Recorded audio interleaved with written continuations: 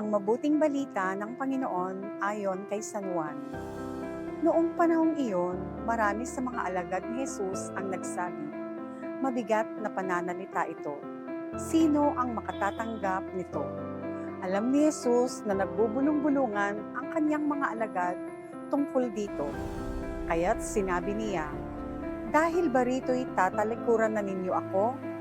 Gaano pa kaya kung makita ninyong umaakyat ang anak ng tao sa dati niyang kinaroroonan? Ang Espiritu ang nagbibigay buhay. Hindi ito magagawa ng laman. Ang mga salitang sinasabi ko sa inyo ay Espiritu at buhay. Ngunit may ilan sa inyong hindi nananalig sa akin, sapagkat talastas ni Jesus buhat pa noong una kung sino-sino ang hindi nananalig sa Kanya, at kung sino ang magkakanulo sa Kanya, idinugtong pa niya. Iyan ang dahilan, kaya ko sinabi sa inyo na walang makalalapit sa akin malibang loobin ito ng Ama.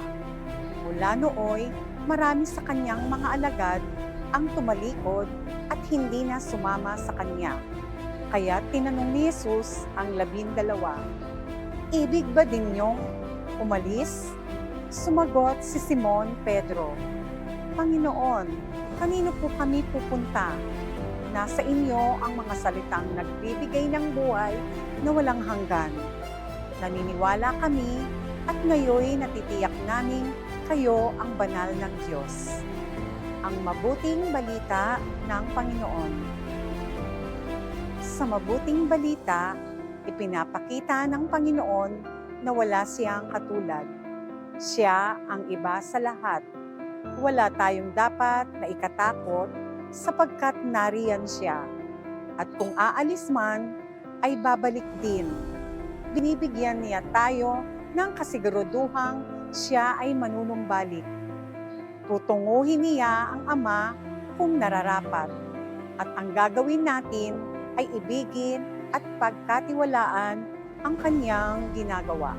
Dalangin po tayo. Mahal na Panginoon, maraming salamat sa biyayang ibinibigay ninyo sa amin. Sa kabila ng aming pagkukulang, ay nariyan ka upang pangalagaan kami. Ilayo mo kami sa anumang kapahamakan at palusugin ang aming mga katawan. Patuloy niyo pong gabayan ang aking pamilya. Amen.